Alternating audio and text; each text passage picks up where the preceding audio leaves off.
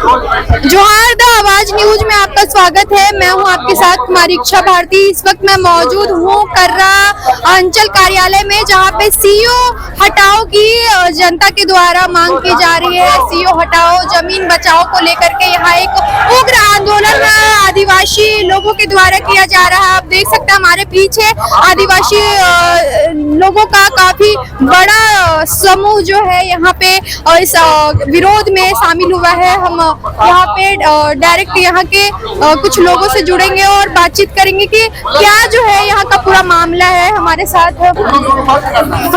यहाँ पे गैलेक्सन डुंगडुंग जी है, जिनसे बातचीत करेंगे कि यहाँ का पूरा मामला जो है क्या है और किस चीज को लेकर के यहाँ की जनता जो है इतना उग्र आंदोलन कर रही है।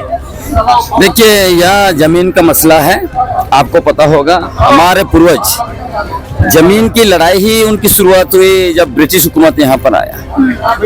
क्योंकि हमारे लोगों का कहना था कि जमीन हमारे पूर्वजों ने बनाया है, आप टैक्स क्यों मांग रहे हो, अब जमीन का पट्टा हमें क्यों दे रहे हो, कागज हमें नहीं चाहिए। अब वो जो लड़ाई शुरू हुई 260 साल पहले आज तक जारी है। जहाँ तक यहाँ का मसला है, मसला यह है कि कर्रा में जो सीईओ है अंचलाधिकारी, ये क्या कर रहे हैं कि ऑनलाइन छेड़छाड़ कर रहे हैं दस्तावेज पर। और दूसरा जो है कि मजहस वगैरह जमीन है उसका जो है कि रसीद वगैरह दूसरे के नाम से काट दे रहे हैं। मतलब अपना पावर का दुरुपयोग करते हुए गलत तरीके से आदिवासियों की जमीन को गैर आदिवासियों को दे रहे हैं और आदिवासी के मामले या सुनवाई नहीं होते हैं। जैसे ही आदिवासी लोग थाना में केस करने के लिए आते हैं या कर्रा थाना केस नहीं लेता है, और जब जो जमीन दलाल आदिवासियों के खिलाफ केस करते हैं वो तुरंत केस हो जाता है। तो इसीलिए इतने सारे आदिवासी यहाँ पर आए हैं।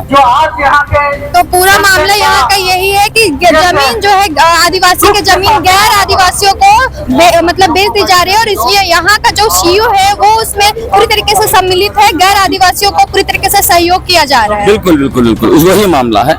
और चिंतनीय विषय इसलिए है कि झारखंड में 14 साल तक, मतलब इन 16 साल तक बीजेपी ने शासन किया। बीजेपी का जितना भी नीति नियम सिद्धांत था सब आदिवासियों का जल जंगल जमीन को लूटने वाला था। इसलिए बीजेपी को हम लोगों ने हटा दिया। अब अभी देखिए अबुआ सरकार आई, उसके बाद भी हम लोग को लड़ाई लड़ना पड़ रहा है। यह दुर्भाग्य है।